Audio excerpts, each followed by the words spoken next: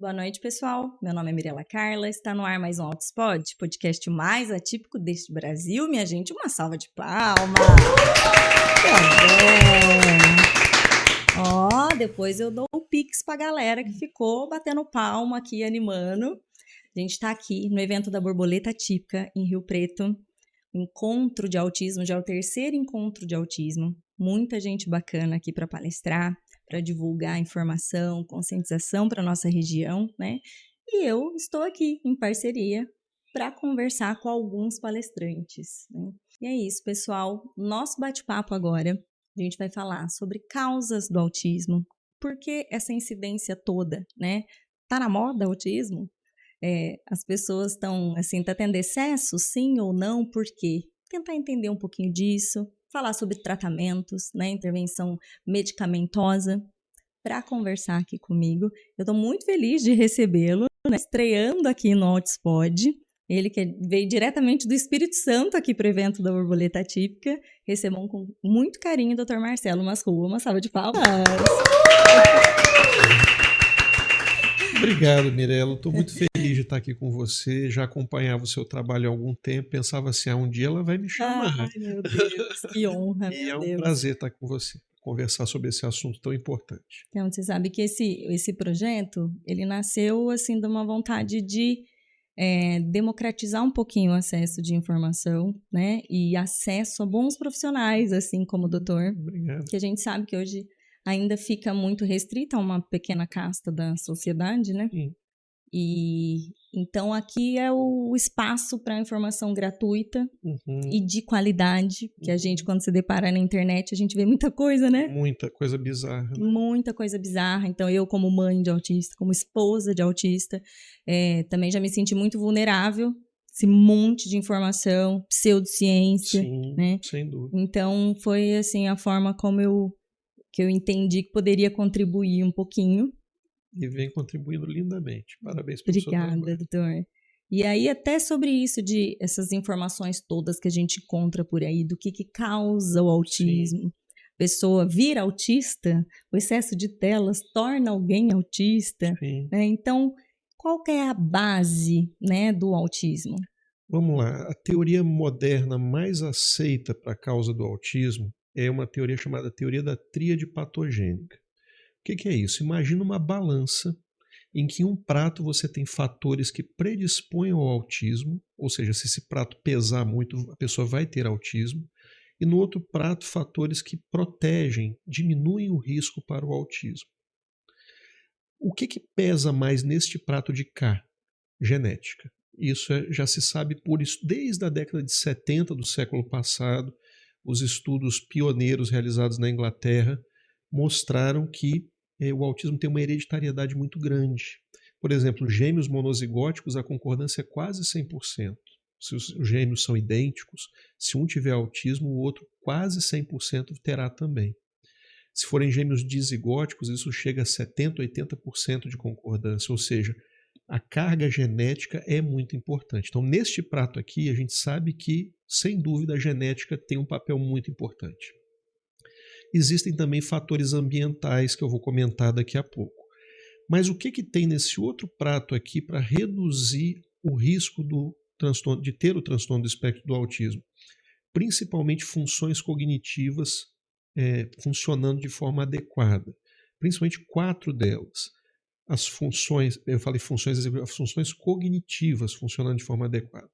Então, as funções executivas, linguagem, inteligência e cognição social. Quando você tem essas funções cognitivas preservadas e funcionando bem, você diminui o risco. Então vamos lá, aqui a genética e aqui funções cognitivas. Nesta genética aqui, o que coopera? São genes com tamanho de efeito baixo, que isoladamente não levam o indivíduo a ter o autismo, mas quando o indivíduo tem vários desses genes, a gente chama de carga poligênica, eles isoladamente não fazem nada. Mas se você tiver dezenas ou centenas deles, sim, vai pesar. E eles conferem risco para o autismo. Eles não são genes doentes. Eles não são genes que, se você pedir um sequenciamento do exoma, por exemplo, vai vir lá, tem tal gene que confere risco para o autismo. Não. Eles são polimorfismos, que a gente chama, são variações da normalidade e que conferem risco para o autismo, que você tem que ter dezenas ou centenas deles nesse prato. No prato de cá, as funções cognitivas, você pode ter elas lesadas ou prejudicadas por fatores ambientais, como, por exemplo, prematuridade, asfixia perinatal, síndrome metabólica materna durante a gestação, icterícia neonatal, uso de medicamentos, alguns medicamentos durante a gestação, como, por exemplo, o valproato de sódio, como, por exemplo, alguns antidepressivos, né? São fatores de risco. Isoladamente, há que se entender isso. Isoladamente, nenhum deles é suficiente para causar autismo se não houver essa carga poligênica. E, mais um detalhe, se o indivíduo tiver uma mutação em um gene, uma mutação em um gene raro, que leve a uma doença rara, mas que tem uma carga, um tamanho de efeito alto, ele é uma variante rara, ele pode tanto pesar aqui no prato dos fatores que predispõem ao autismo, como ele pode lesar a cognição. Exemplo, síndrome de Down. Por exemplo, esclerose tuberosa, como por exemplo, síndrome de Phelan-McDermid, X frágil. Esses indivíduos que têm essa genética, tanto vai ajudar a pesar aqui, como vai minar a cognição, então vai desequilibrar muito esse prato. Ela é chamada teoria da tríade patogênica por quê? Porque você tem que ter a predisposição genética, que é a chamada carga genética para o autismo, ou que leva a personalidade autística, a gente pode falar isso daqui a pouco. Eu, por exemplo, eu reconheço que eu tenho uma personalidade autística. Uma em cada 4 pessoas na sociedade tem. São indivíduos que têm uma dificuldade social um pouco maior, tendem às vezes não olhar tanto nos olhos, têm um desajeitamento social, enfim. Personalidade autista é a carga genética que predispõe. O outro elemento é a cognição, que protege. O terceiro é a carga neuropatológica, ou seja, algum fator que venha a golpear a cognição, seja ambiental, seja esse fator genético mais raro. Então, se a gente for fazer um paralelo, uma metáfora, por isso que eu falo assim, às vezes a pessoa está ouvindo isso e fala assim, mas eu não usei medicamento nenhum, mas meu bebê não teve icterícia, isoladamente nenhum fator causa autismo. É como se a gente vou fazer uma comparação para que todos entendam. Imagina que fale assim, meu carro não está andando da forma como deveria, eu piso no acelerador e ele não vai. Qual que pode ser o motivo dessa situação? Pode ser uma gasolina que você colocou de qualidade ruim, pode ser um problema no motor, pode ser um problema, eu não sou entendido de carro, mas pode ser alguma coisa relacionada às rodas que não estão. Então existem várias situações que podem estar levando o carro a não performar de forma que se esperaria. Então, no caso do autismo, o que se sabe existe uma base genética muito forte e a cognição ajuda a proteger. Né? Aí vão falar assim, mas e os casos de autismo com inteligência normal, às vezes até acima da média? Mesmo esses casos, a cognição não está perfeita, porque existe prejuízo da cognição social, né, das funções executivas, por exemplo. E esses acredito que sejam os que têm a maior carga genética poligênica, que desequilibrou a balança. Então é um pouco complexo explicar isso, mas eu acho que se quiser a gente aprofunda ou detalha melhor, mas não espere encontrar assim, a causa do autismo é tal causa. Aí também pode falar assim, e por que está aumentando? Provavelmente, veja bem, existem fatores, todo mundo fala maior conscientização, casos que antes não eram reconhecidos estão sendo reconhecidos, a questão da mudança dos critérios diagnósticos, tudo isso, sem dúvida, ocorreu e colabora. Mas eu não tenho dúvida alguma que está havendo um aumento real do número de casos. Isso de alguém que tem uma experiência de 25 anos atendendo paciente. Não é alguém que se formou ontem. Fui chefe de um dos maiores serviços de neurologia infantil do Brasil, que é a Universidade Federal de São Paulo, professor da universidade por quase 20 anos. E assim, eu não tenho dúvida alguma. Antigamente eu atendia 2, 3 casos novos por mês. Hoje eu atendo 2, 3 casos novos por dia. E como que entraria nessa equação esse aumento? Deve haver algum fator ambiental que está mudando a genética da população ao longo das últimas gerações, décadas. Um fenômeno que a gente chama de epigenética. Então, a nossa genética dessa carga poligênica que favorece o autismo deve estar aumentando em quantidade na população. e isso está colaborando principalmente para um subtipo de autismo que eu posso comentar um pouco mais à frente também. Eu acho que é exatamente aí quando a gente fala de causas ambientais e Isso, epigenética que geram frisson e a gente isso. escuta um monte de barbaridade, Exato, né. exato.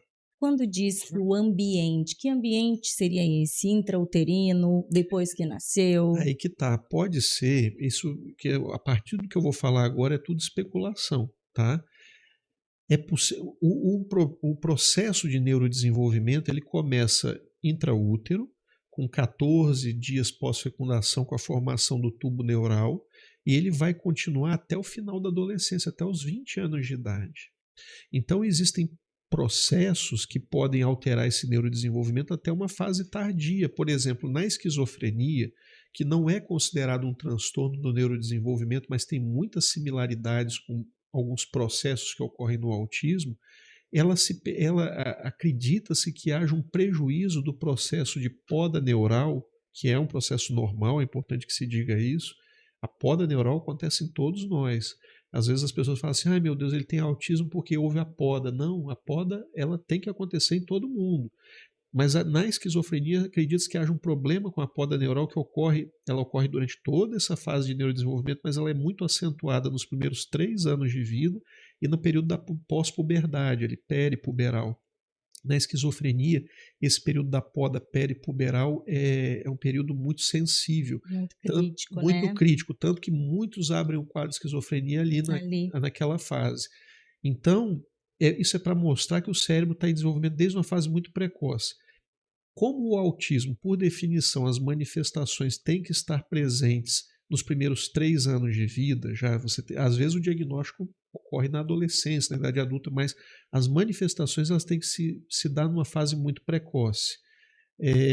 Você vai ter que ter elementos que atuem nesta balança desde lá do início. Então, a genética, que atua desde a concepção, quando o espermatozoide fecunda o óvulo e forma a célula ovo, ali você já tem a genética do indivíduo começando a trabalhar, os genes a se expressar e tudo mais. Você vai ter fatores ambientais que podem atuar com o bebê intraútero. Então, por exemplo, uma mãe que toma ácido valproico porque tem epilepsia, ela aumenta o risco para o autismo. Isso por si só provavelmente não é suficiente para levar ao autismo, mas a não ser que haja uma síndrome do valproato fetal, que é uma síndrome rara, que a criança tem malformações, cardiopatia, e aí por si só às vezes pode causar. Mas entra naquele prato da balança que Sim. pesa para o risco. A criança que teve uma anóxia perinatal, então está colaborando ali.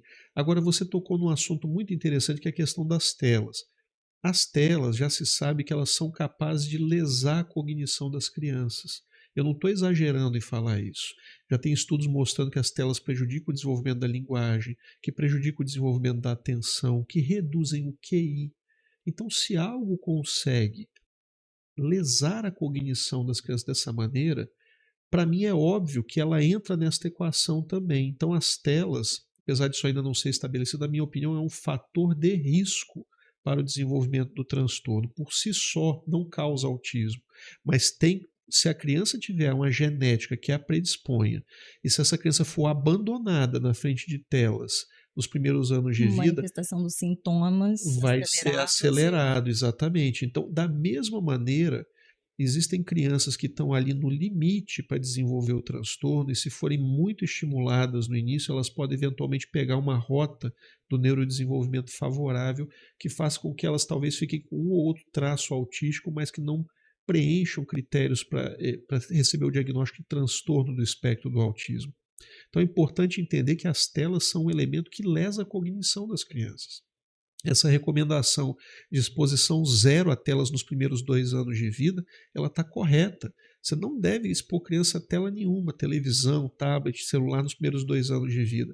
Se você deixa um bebê que já tem uma genética que predispõe ao autismo na frente de um celular por muitas horas durante o dia, é possível sim que essas telas colaborem para o desenvolvimento do transtorno, apesar disso não ser uma coisa ainda estabelecida, mas entra como fator de risco. A gente está lidando, quando fala em causas de autismo, a gente está lidando com fatores de risco.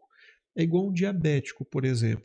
Se a pessoa tem uma genética que predispõe ao diabetes, certo. se ela não se exercitar, se ela comer muito açúcar, se ela ficar obesa, isso Ela são fatores de risco. vai desenvolver os sintomas, né? Isso. E talvez, Mirella, foi legal agora que você me deu esse gancho de fazer o paralelo com o diabetes, pelo seguinte: no diabetes, não é propriamente talvez o sedentarismo que predispõe ao diabetes, mas o acúmulo de gordura e a obesidade.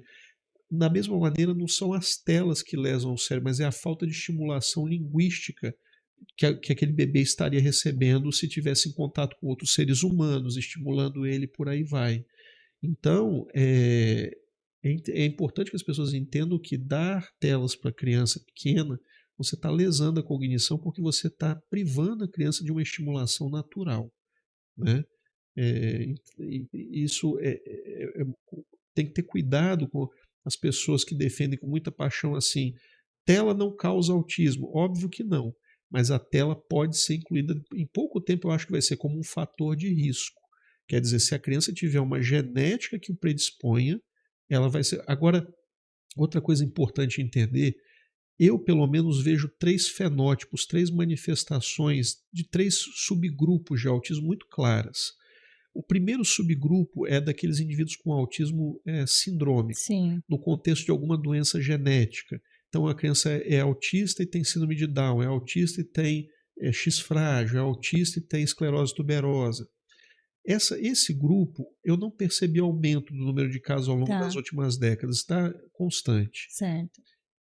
O segundo subgrupo é o que antigamente chamava de síndrome de Asperger, que é aquele autista de alto funcionamento, com inteligência normal e que falou precocemente. Tá. Essa é a diferença do nível 1 de suporte que o Asperger está incluído para o que era o Asperger, porque não há atraso de fala. Ele fala cedo, fala bem, inclusive ele é considerado assim, um pequeno professor, porque ele fala com a linguagem rebuscada, a sintaxe é perfeita. Ele fala, falou melhor do que as outras crianças. E esse é o que antigamente chamava de síndrome de Asperger. Ele é pouco frequente, esse subtipo, e ele também não via aumento. Eu converso muito com colegas e isso é uma informação que a gente nota partilhada. Percepção clínica. É uma percepção de todos nós. Agora, o terceiro subgrupo é o que eu percebo aumento, que é aquele da criança que chega para nós ali por volta de 1 ano e meio de idade, que não está falando, está com atraso no desenvolvimento da fala. A queixa da família geralmente é essa: olha, meu filho não está falando. E você olha a criança e a sensação que te passa é que é uma criança que tem inteligência normal e a imensa maioria tem mesmo.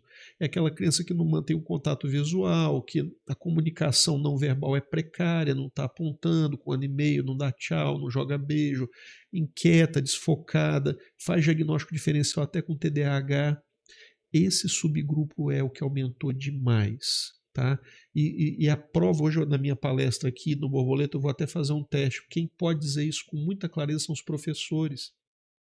Porque os professores de creche, pegando crianças aí com 2 anos, por exemplo, em média, se você perguntar para eles se há 15 anos, claro que os que têm esse tempo, se eles tinham uma quantidade de crianças como eles estão tendo, com esse atraso, eles vão falar que não. Eu atendo professores, eles falam, a gente não tinha, tinha 2, 3 na escola inteira, hoje tem 2, 3 por sala de aula. Então, esse subgrupo, na minha opinião, é o que vem tendo aumento real. Porque nos outros, você pode, a partir do momento, por exemplo, que a comunidade autista se mobilizou para conseguir o amparo do poder público e tudo, para conseguir as terapias e tudo dos planos de saúde, passou a ter uma série de proteções legais que às vezes uma criança com deficiência intelectual não tem. E aí o médico atende, tem deficiência intelectual e fala, tem uma ou outra característica autista, eu vou colocar que tem para ele conseguir acesso ao tratamento. Sim. Isso é um motivo, chama acoplamento diagnóstico. Um outro motivo é a conscientização. Hoje muitos pais já chegam falando assim, doutor, assim, está com atraso de fala, mas a gente não anotou várias características do autismo. Por quê? Porque assiste um podcast informativo como o seu, porque pesquisa no Google, e aí consegue identificar acesso à informação de qualidade. Um outro motivo é a questão da substituição diagnóstica, porque o primeiro eu falei acoplamento, que você acopla para tentar terapia. Substituição era assim, antigamente você não podia, aliás, você nesses casos de deficiência intelectual, é o síndrome de Down. Tem síndrome de Down, tem deficiência intelectual, então parava aí. A gente vê que 20% mais ou menos das crianças com Down têm autismo, mas isso hoje é a percepção que você vai desenvolver. Não, ele tem autismo também. Claro que a deficiência intelectual é nítida, é patente, mas a gente vê tem autismo também. Tem a questão do efeito do espectro, com a mudança dos critérios diagnósticos. Mas veja, essa justificativa, eu sempre bato nela também pelo seguinte: até o DSM-4, até 2013, porque o DSM-5 é de 2013, você tinha categorias de diagnóstico. Era o autismo infantil clássico, síndrome de Asperger, síndrome de Rett, que é uma daquelas doenças genéticas raras, não tinha que estar ali, assim, é uma das causas de autismo, que inclusive com o passar dos anos a criança vai perdendo as características autistas. A gente pode até falar sobre isso na síndrome de Rett, é muito, muito interessante, que isso mostra nitidamente como pode mudar. A psicose desintegrativa de Heller, o transtorno desintegrativo da infância, e tinha uma categoria chamada transtorno do espectro do autismo não especificado, que era quando você não conseguia encaixar a criança em categoria nenhuma. Então, se fosse só pelo efeito da mudança para um diagnóstico dimensional ou espectral, você, claro, vai ter algum aumento, mas deveria, nesta última categoria, figurar todos os pacientes que não estavam antes encaixados nas outras. E não tinha Não era o tanto, caso. não era o caso, entendeu? Não era o caso. Então, assim, cada vez mais estão surgindo trabalhos e a partir, provavelmente, do ano que vem, isso vai ficar muito nítido, que está tendo um aumento real. Esse aumento. Eu fico pensando, até mesmo pela minha família. Então, o primeiro diagnóstico que veio foi o do meu filho. Sim. Justamente porque ele está no bolo mais comum aí, do atraso de fala, falta de contato visual, né? Então, enfim, ele ticava ali todas as coisas, né? E causou um espanto na gente, não sabia nada sobre, e hoje eu acho graça de que eu achei um espanto, porque eu falo, olha lá o pedigree, a minha família inteira, né? Sim. Então, o marido autista, Sim. eu TDAH. Hoje a gente já observa vários neurodivergências na família, né? Então a carga é genética. Sim. E aí essas pessoas estão tendo filhos, estão se reproduzindo. Exato. Meu filho um dia casar e tiver filhos e dando continuidade, né? Isso. Então é uma genética diferente mesmo do que antigamente. Existe existe a possibilidade dessa genética estar vindo com mais força para a predisposição. Então, no seu esposo, provavelmente, as manifestações quando ele era criança eram mais sutis, Sim. né? E passou desapercebido. Ele foi Isso. diagnosticado na vida adulta, né? Isso, ele não teve esse atraso de fala, pelo Exato. contrário, aí era do outro grupo. Asperger, ele é um Asperger. Isso, então não teve nenhuma dificuldade no desenvolvimento em si. Sim. O principal, o cerne, é a questão de socialização. Exato. Mesmo, né? Então, é bem distinto. Ao passo que o meu filho, como eram muitos prejuízos, mas como a gente identificou razoavelmente cedo eu consegui ajustar as intervenções, eu vi o meu filho desenvolver muito, né? Exatamente. E o meu marido, que a gente já está junto há muitos anos, a gente fez faculdade junto, eu vi uma piora progressiva do meu marido. Sim.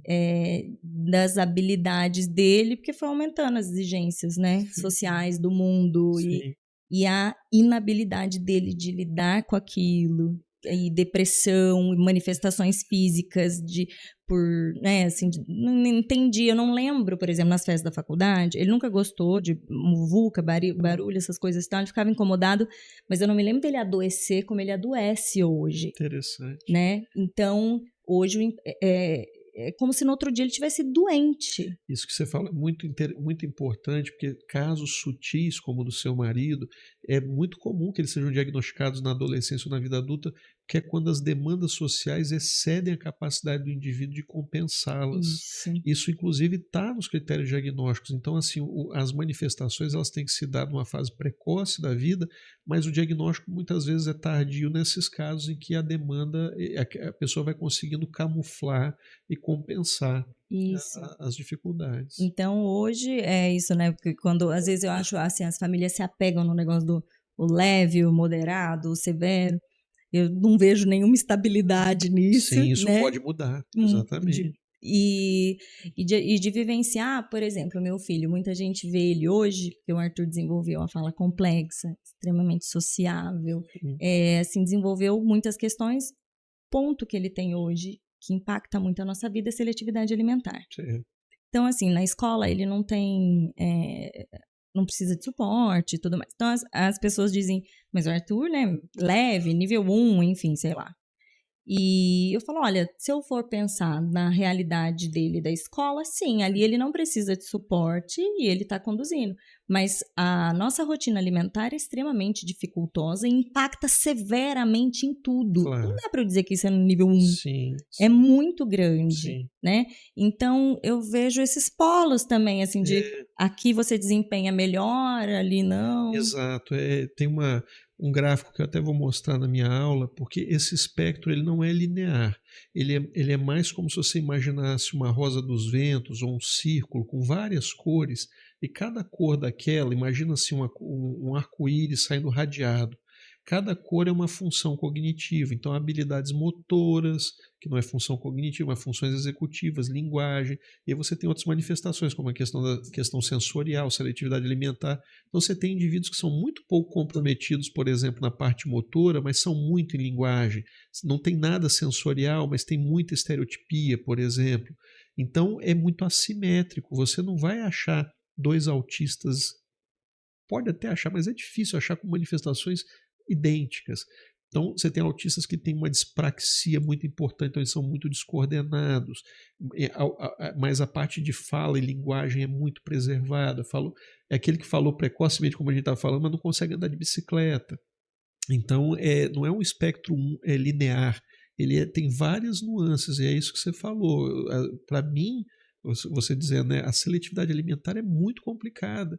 Para o outro indivíduo com autismo, ele pode comer de tudo. Isso. Quando fala assim, mas quando começa a frase assim, todo autista tem tal coisa, já a chance de você estar errado é enorme, porque todo autista não tem contato visual. Não é verdade, tem alguns que têm contato visual melhor que o meu. Quando fala assim, e o contrário também, o autista não pode ter tal coisa.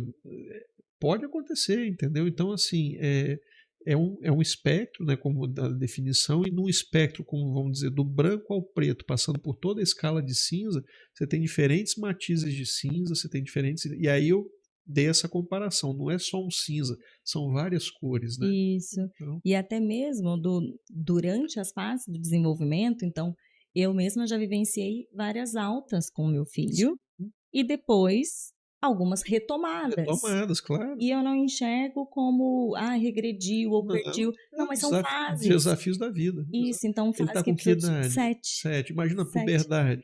Vão vir outras Isso. questões, né? Isso. Questão de namoro, de socialização com meninos que já. Muitos, não sei se é o caso do Arthur, mas muitos autistas eles têm um descompasso em termos de ganho de malícia, ou eles são mais inocentes, né? Então você pega um menino com autismo de 13 anos, ele está com a cabeça de 10. E aí o menino de 13 já está conversando na escola sobre comportamentos assim, né, de sexualidade, tudo, e o de 10 está interessado em brincar de carrinho, né? Então isso dá um conflito, né? Eu identifico até assim, né, falando de forma leiga, mas como se fosse um amadurecimento tardio, Exatamente, né? é isso mesmo. Pela forma, pela falta de percepção social, Isso, né, do traquejo. Então, isso. até mesmo nas redes sociais eu observo isso. Às vezes eu vejo muitos autistas adultos, hoje Isso. nível 1 de suporte, com perfil, e aí a sua colocação e tal. E às vezes eu acho, em alguns casos, parece assim um adolescente tardio, assim, com Sim. uma... como se aquilo, assim, exatamente como um adolescente agiria com aquele, né, com toda essa potência e esse descontrole emocional, e já de um adulto, né, e que já não seria esperado exatamente essa postura, assim. Por isso que o que você falou, então vão surgindo desafios novos, e às vezes você recebeu a alta da psicóloga numa fase, vai ter que retomar a psicologia, a psicoterapia numa outra fase, com um outro olhar, outra situação. Quando a gente pensa nessas questões dessas mudanças de genes e tudo mais, né, isso, e a gente está vivenciando, inclusive, uma geração que é a primeira vez na história que tem intelecto... Um QI menor do que o dos pais. Exato. Isso é efeito das telas. Tem um livro muito bom chamado A Fábrica de Cretinos Digitais, de um francês, um neurocientista francês chamado Michel Desmourget. em que ele discorre sobre os efeitos nocivos sobre a cognição dos jovens, tendo cada vez mais dificuldade de se expressar, tanto de forma linguagem falada como escrita, né, tendo dificuldade de realmente concatenar ideias. Então, há um empobrecimento cultural. E a gente está vivenciando isso nas mais várias áreas. É só você pegar o que tem acontecido hoje na música, na literatura, na pintura, tudo isso. Quer dizer, então, se o ser humano não tomar cuidado, ficar realmente assim. Agora vem a questão da inteligência artificial. Os meninos já estão botando os trabalhos da escola para ser feito pela inteligência artificial, não é verdade? Tem que ter muito cuidado, porque vai havendo um empobrecimento cognitivo. Né? O nosso cérebro é plástico. Se ele não for usado, as redes neuronais elas vão se desligando, elas vão morrendo, elas vão deixando de fortalecer. Se você costuma fazer as contas todas na calculadora, você vai perdendo a habilidade de fazer ela de cabeça. Exato. Totalmente. Todos nós somos assim. Eu falava com os meus residentes que eu fazia questão que eles fizessem as contas dos medicamentos de cabeça.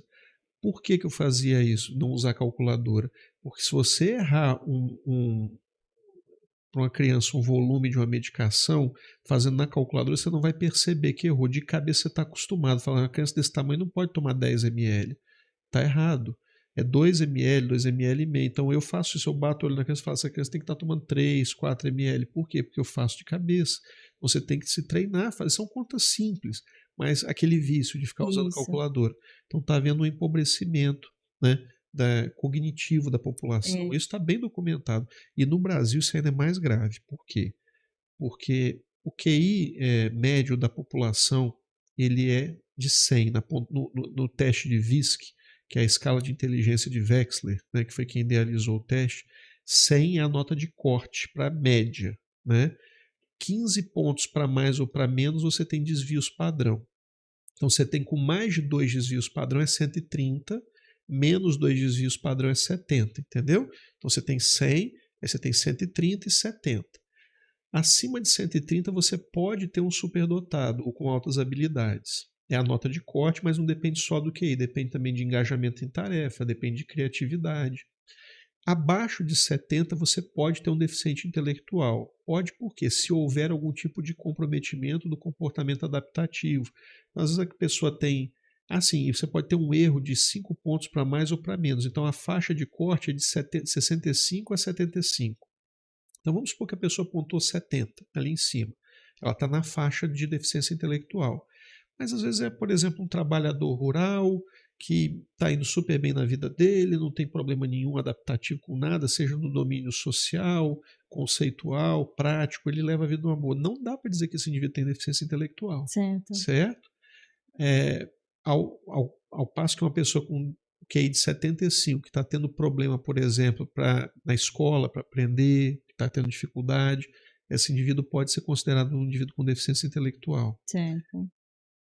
O QI médio, então, é 100. O QI médio da população brasileira é de 86. Isso significa a média. Isso significa que há 16% de pessoas no Brasil com QI abaixo de 70.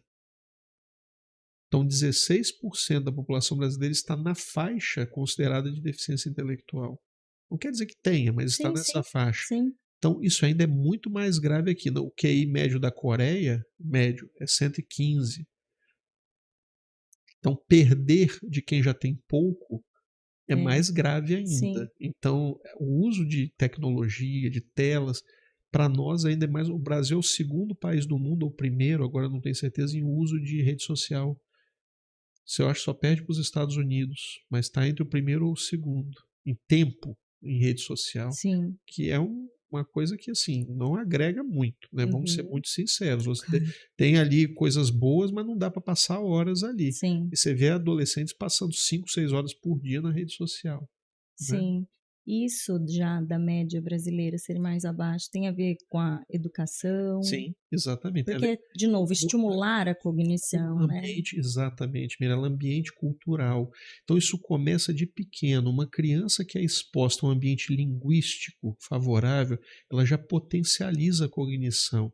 Um ambiente em que o vocabulário é rico, em que você tem várias palavras, em que você tem cores, parece pouco mais cores. Se tem uma criança criada num ambiente em que tudo é monocromático, imagina, as casas não são rebocadas, não tem pintura, tudo que ela vê é tom de tijolo. Uhum.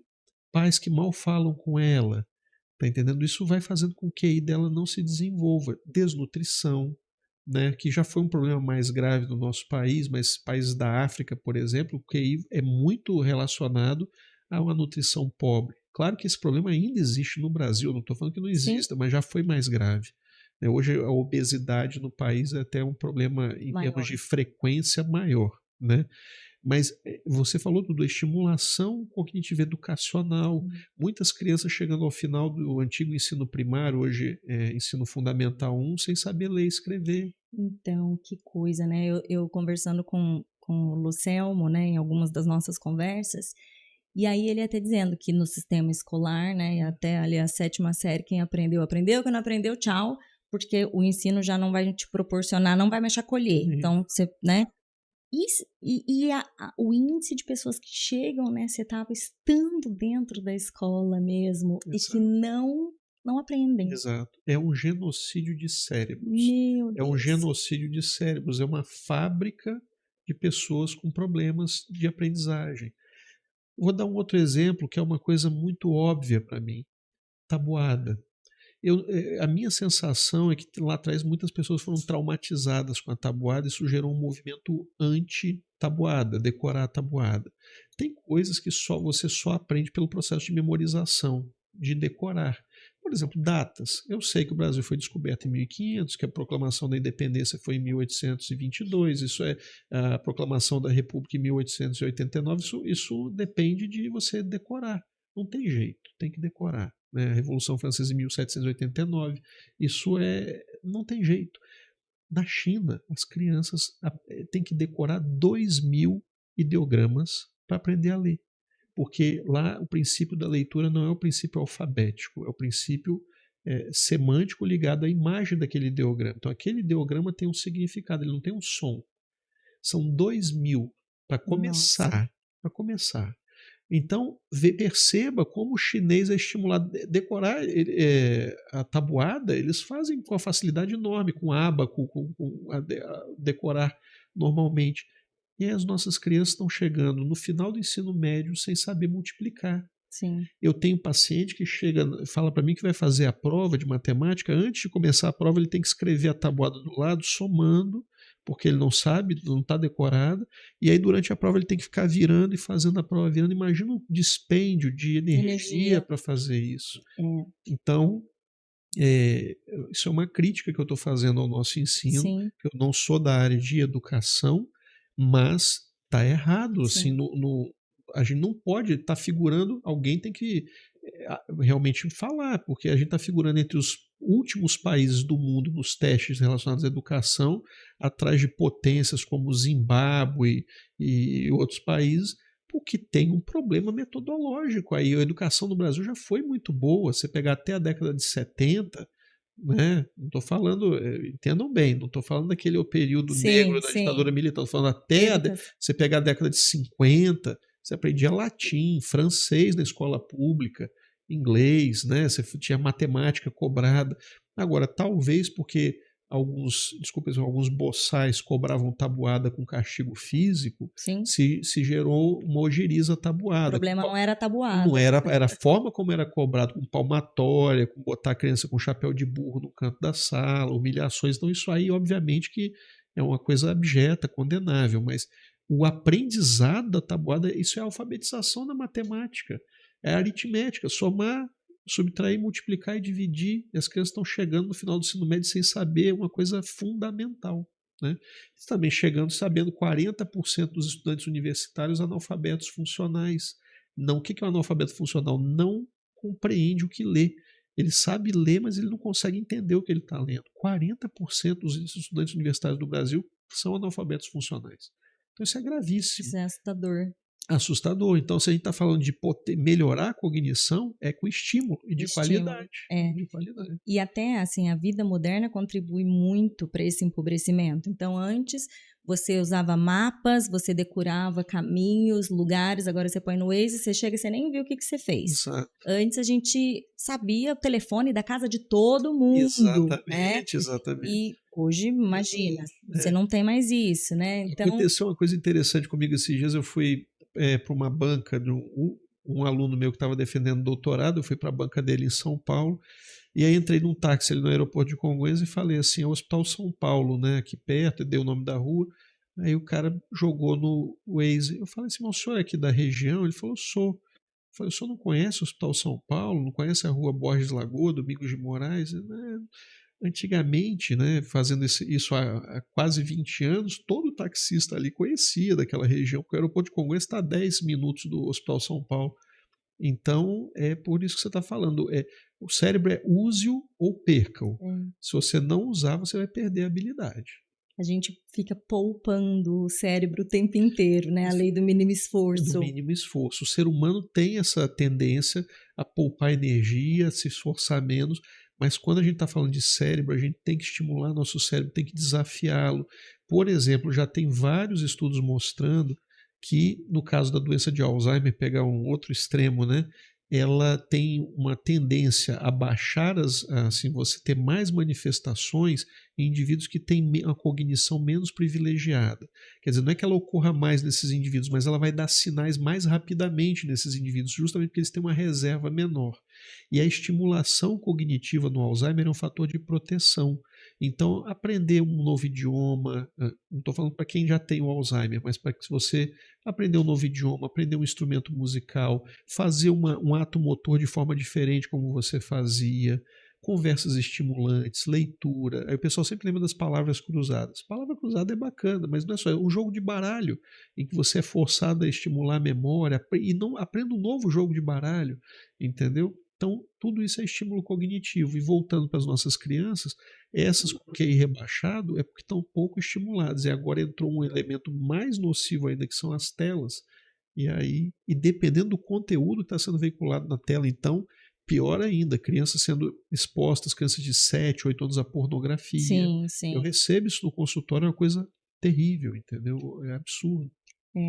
E quando isso de questão de estimular, né, eu quis muito conseguir fazer uma ponte com o Arthur, que ele se interessasse, que eu pudesse ler para ele. Porque ele não tinha interesse, né, em livro, não se concentrava, não tinha interesse em nada, na verdade.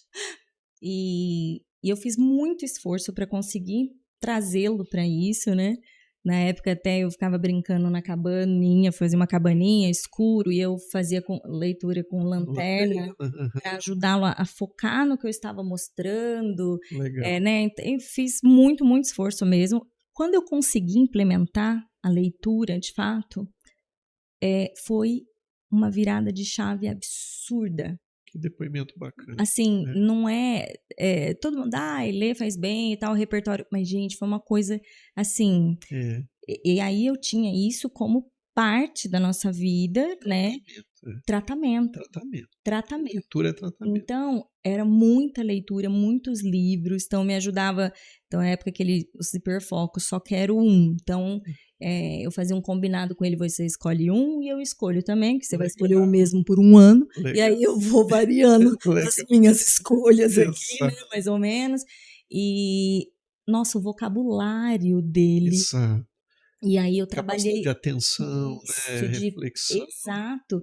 E eu trabalhei muito com as leituras também, a prosódia, porque o Arthur não tinha prosódia também. Então, eu fazia uma leitura super teatral com ele. E foi...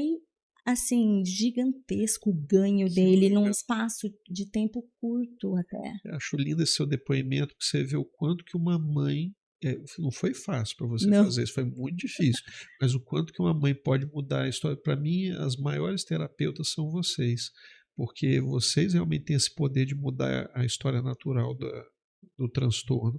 E o quanto que você se dedicou para conseguir isso não é fácil.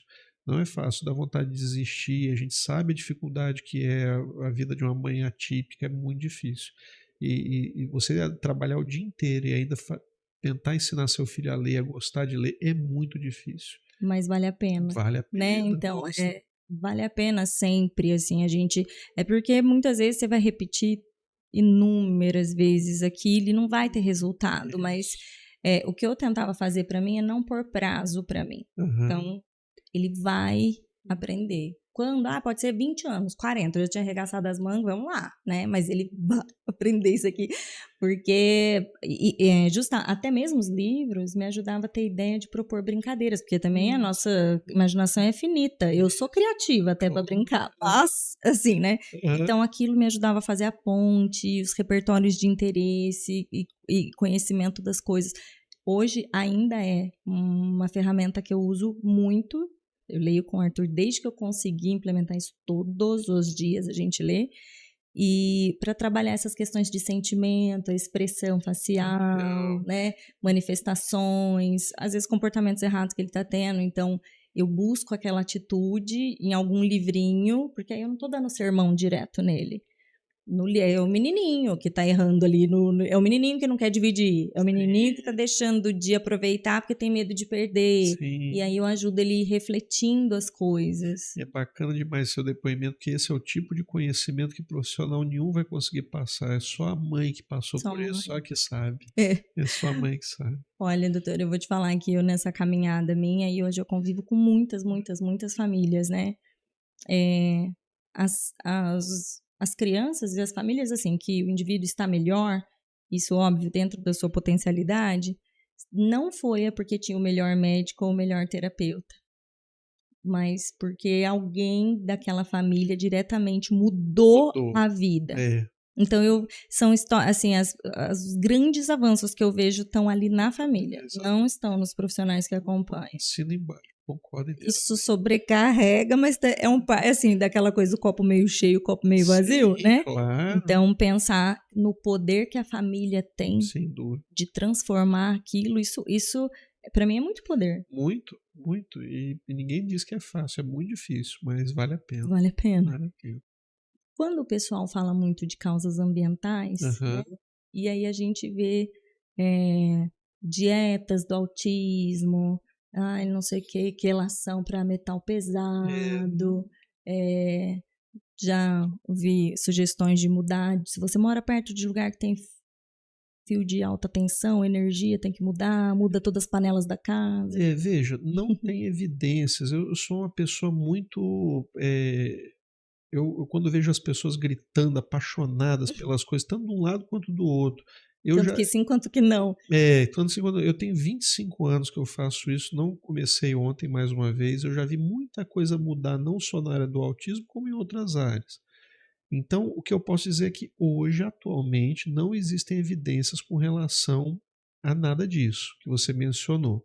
Então, por exemplo, existem teorias interessantes, mas são teorias, isso não tem comprovação. Fala assim, será que, por exemplo, microplásticos, porque hoje produtos como, aqui não tem nenhum de plástico, mas garrafa PET, é encontrado no nosso corpo, dentro do nosso corpo, microplásticos. Será que isso tem impacto com alguma doença ou transtorno? Ainda não sabemos. Pode ser Alzheimer e tal, não sabemos. Alumínio, intoxicação por alumínio, o chumbo já foi demonstrado antigamente que causava deficiência intelectual, rebaixava QI. Então, as tintas que eram usadas para pintar berços, exato. Sim. Então, né, foi visto que sim. Brinquedos pintados com tinta à base de chumbo, então foi retirado. Então, alumínio, flúor, não tem comprovação. Quando você fala, por exemplo, vacinas, também não tem. Tem trabalho já mostrando que a vacina especificamente do sarampo não tem relação com autismo, mas não tem nenhum trabalho mostrou que tenha relação de vacina com autismo. O que se sabe hoje em dia, o conhecimento atual é que vacina não tem relação. Isso pode mudar? Pode, mas assim, hoje em dia o que se sabe é que do conhecimento atual que não tem. Você citou aí dietas, né? Inflamação. As crianças com autismo, elas têm mais alergia alimentar, elas têm mais queixas relacionadas ao trato gastrointestinal. Então, Então não é incomum que ao você implementar uma dieta que restrinja caseína, glúten, você melhore manifestações, irritabilidade, mas o conhecimento que se tem atual não indica o uso sistemático de dietas para as crianças com autismo, né? Então, assim, ainda acho que vai ser encontrado algum fator ambiental que esteja colaborando, e isso não é para aquele indivíduo específico, é importante entender isso. Isso deve estar mudando a genética de gerações. Então, assim, não é porque a mãe cozinhava o alimento numa panela de alumínio que o filho vai ter, não é isso. Novamente, estou falando do alumínio aqui para citar um de dezenas de exemplos que podem ser dados. Mas será que o uso de alguma dessas coisas ao longo de gerações não vem mudando a genética de alguns indivíduos?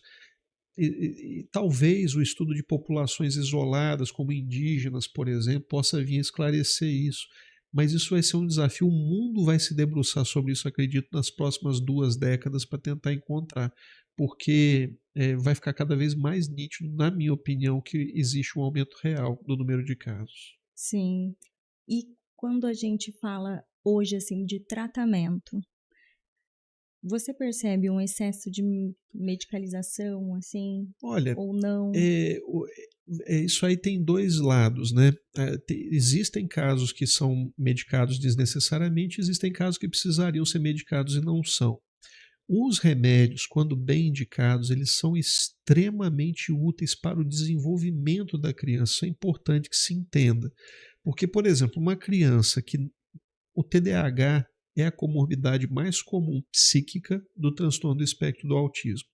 Então, uma criança com autismo e TDAH que não para, tem um tempo de atenção muito curto, essa criança vai ter a sua capacidade de aprendizado muito reduzida por conta do déficit de atenção.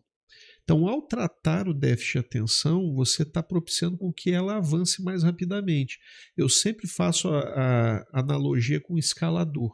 Imagina alguém que está escalando uma montanha com 30 quilos nas costas.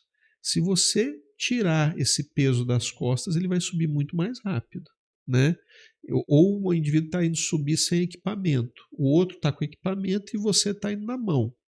A chance de você se acidentar, ter uma escalada mais difícil é muito maior. É possível que esse na mão chegue lá em cima? É possível, mas a chance dele se acidentar no caminho ou não conseguir é muito maior. Então, os medicamentos eles ajudam, inclusive na terapia, quando bem indicado. Se você tem uma criança com autismo que não é agitada, que não é irritada, que não está tendo comportamentos heteroagressivos, autolesivos, que é atenta, você vai medicar para quê? Agora, se você tem uma criança com autismo, com um sono, por exemplo, pegar uma queixa, um sono de uma qualidade muito ruim e que já foi investigado e a mãe faz tudo certo do ponto de vista de higiene do sono, ambiental, a criança não tem sinais de apneia obstrutiva do sono, nada. Se você medicar essa criança e melhorar a qualidade de sono dela, até o desenvolvimento dela pode melhorar, porque ela vai estar no dia seguinte mais cansada, menos cansada, menos irritada, mais disposta para aprender. Então, isso tem que ser feito uma análise caso a caso. Então, o medicamento é um componente importante em muitos casos. E vou dar um outro exemplo. Quando a gente fala, existe muito preconceito com relação a transtornos mentais, inclusive do ponto de vista de medicá-los. Se a gente fala de um câncer, ninguém discute que eu vou dar o remédio que for para curar meu filho. 70%, 80% dos casos de câncer pediátrico são curáveis. Com cirurgia, quimioterapia, radioterapia, cura. De cada 10 crianças com câncer, 7 a 8 ficam curadas, né? Então, qual é o pai que até hoje, em 25 anos, eu só encontrei uma maluca, que falou para mim no consultório que se o filho tivesse câncer, ela não ia dar remédio. Eu falei, então, eu terminei a consulta, eu falei, senhora, desculpa, mas não tem como continuar a consulta, a senhora não bate bem. Eu lembro como se fosse hoje, ela é mulher de um piloto da Emirates, brasileira, morando nos Emirados Árabes, ela foi passou o filho dela com um médico lá da região, ele falou que ele tinha TDAH, não satisfeita, ela foi consultar com um colega na Inglaterra, ela falou que tinha TDAH e ela veio no Brasil comigo e eu falei que tinha TDAH. E ela se recusava a dar o remédio nas 3 situações. Aí eu fiz essa comparação, falei, se ele tivesse com câncer, a senhora não daria remédio? Falou, não. Eu falei, então acabou a consulta. Não tem quando, a senhora é um caso perdido, entendeu? Espero que seu filho nunca tenha nenhuma doença séria, porque, né, se tiver com uma infecção, você não vai dar um antibiótico para tratar? Por que com transtorno mental existe preconceito em dar o remédio? Não é verdade? Então, assim, é um preconceito. Eles falam, mas isso trata de outra maneira, é com porrada, né, com falta de mulher com Falta de depressão, elite, falta de coisa para fazer. falta de coisa para fazer, falta de Deus no coração. Tudo tem uma justificativa, mas não, isso é um transtorno mental, isso é um problema sério. Em caso, não estou falando agora do autismo, estou falando de todos os transtornos mentais, pode levar a suicídio. Você está entendendo? A morte, as sequelas graves, e as pessoas ficam achando que. Então, o medicamento tem que ser feito de forma responsável e, quando bem indicado, ele salva a vida da pessoa. E fala assim, entra com remédio é para sempre? Não necessariamente, aliás, na maioria dos casos não é para sempre. Né? Eu tenho 3 filhos, o meu caçula tem TDAH, o mais velho do meio fala assim, o médico medica até os filhos dele, todo mundo. Não, o mais velho do meio não toma um remédio porque não tem nada, mas o caçula tem TDAH e se eu não medicasse ele, eu tenho certeza que ele iria fracassar na escola, ter fracasso escolar. A minha sogra um dia esqueceu de dar o remédio para ele foi parar 2 vezes na coordenação no mesmo dia, sem medicação. Ele é extremamente agitado.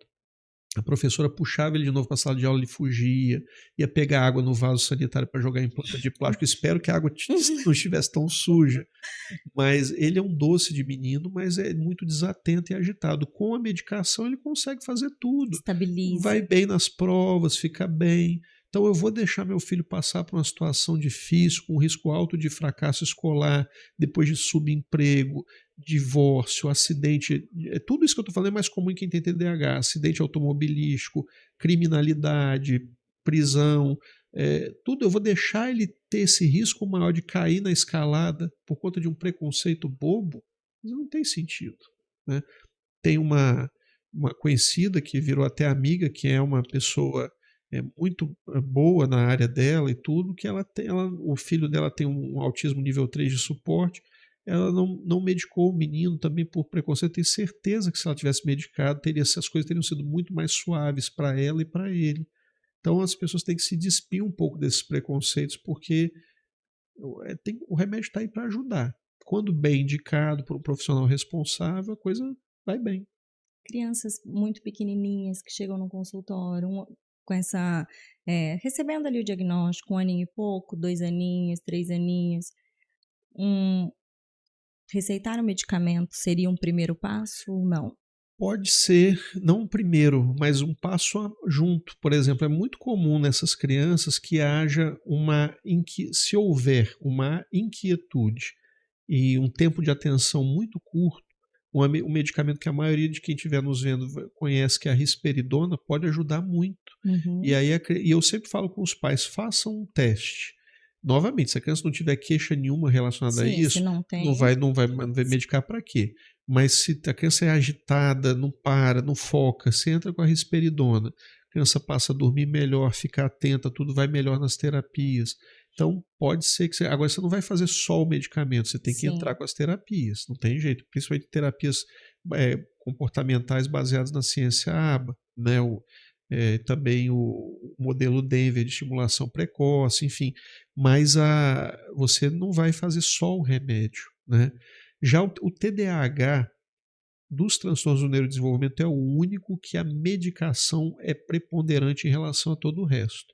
Então, por exemplo, você pegar dislexia não tem remédio, é treino de leitura, terapia fonoaudiológica, suporte pedagógico, adaptações escolares. Dislexia é isso, não tem remédio. Mas o TDAH, o tratamento que muda mesmo a vida do indivíduo é a medicação. Ele prepondera sobre todos os outros, né? No caso do autismo, depende de cada situação. Tem pacientes que vão se beneficiar, tem pacientes que não precisam, tem pacientes que podem às vezes piorar algum sintoma, mas aí você tira o remédio e volta tudo ao que estava, então fica tudo bem. E aí sempre vem aquela pergunta, e o canabidiol?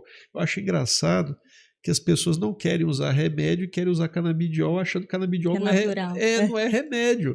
Veneno de cobra é natural também, entendeu? Ninguém vai pegar veneno de cobra in natura e usar. Engraçado, aliás, com uma curiosidade, é daqui da região, mais precisamente de Ribeirão Preto, que foi descoberto o captopril, que é uma substância que é derivada do veneno da jararaca, por um pesquisador que era professor titular de farmacologia da USP, que infelizmente não patenteou quando descobriu, publicou, e aí um grupo japonês patenteou, e do captopril vieram vários outros antihipertensivos depois, enalapril, lisinopril, todos os inibidores da enzima de conversão, mas derivou do veneno da cobra.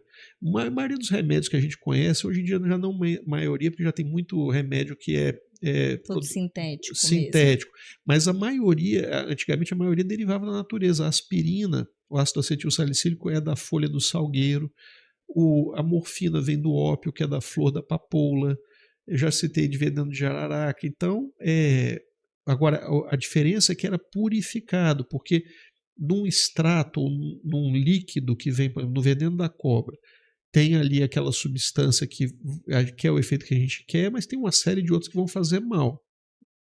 Então, no óleo da cannabis tem centenas de substâncias químicas, e a substância que a gente quer é o canabidiol, e ela é um remédio, ela é um medicamento, que, como qualquer medicamento, pode ter efeitos positivos, neutra, não mudar nada, e pode ter efeitos negativos, né? E para que já se demonstrou, sem dúvida, que funciona? Para alguns tipos de epilepsia, então na síndrome de Lennox-Gastaut, na síndrome de Dravet, que é a mutação num canal de sódio chamado SCN1A, a epilepsia na esclerose tuberosa, para isso já tem trabalhos muito bem feitos mostrando que funciona. O que é um trabalho muito bem feito? É você pegar 30, 50 crianças com esse tipo de alteração e dar canabidiol, pegar 50 crianças com essa alteração e dar placebo, e nem os pais saberem o que está sendo dado e nem quem vai avaliar o resultado saber o que está sendo dado. É só um terceiro pesquisador que sabe.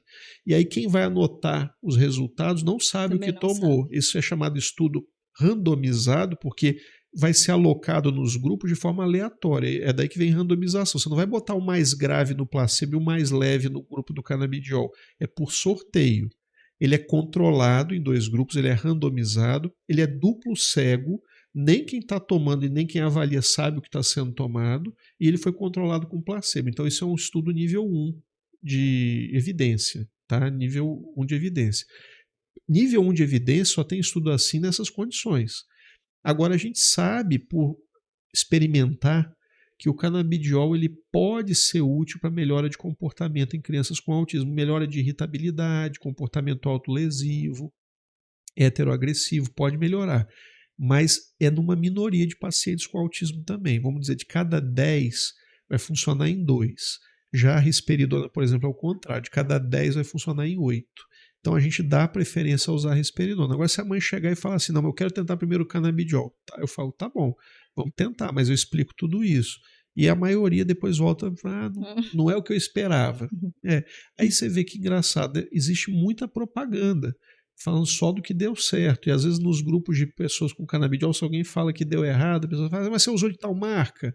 Mas não tem isso nos outros remédios, entendeu? Então, eu, por exemplo, só prescrevo o canabidiol que tem na farmácia, que tem bula. Né? Não prescrevo importado, não prescrevo óleo, prescrevo o canabidiol que tem bula padronizado, fiscalizado, esse eu prescrevo. Tem essas fases de frisson, né? O pessoal emocionado, assim, nas retóricas. E mais uma vez, pode ser que para o seu filho, para quem estiver nos assistindo, o canabidiol tenha sido mágico. Pode ser. Mas não quer dizer que vai ser mágico para todos os pacientes. Eu tenho pacientes que a risperidona foi mágica para ele. E eu vou dizer que ela vai fazer isso por todos? Não vai. Né? Então é um remédio como outro qualquer. Certo. Doutor, eu queria agradecer Imagina. esse bate-papo, prazer, né? O seu tempo aqui, participação. Muito obrigada. Eu que agradeço, Mirella. Eu já te acompanhava, tinha vontade de conversar com você. Foi um prazer muito grande estar aqui com você. Fico feliz demais. Obrigado. E vocês que estão aí nos assistindo, se você não se inscreveu, já se inscreve no canal, já deixa seu joinha, comenta. Quanto mais vocês participarem, mais as plataformas vão entender a relevância desse assunto e levar para mais e mais famílias. Aquela família que está lá sozinha, dando um Google no autismo, tentando entender para onde ir, se orientar, possa encontrar aqui informações seguras, tá bom? Então, um beijo, até a próxima, tchau, tchau.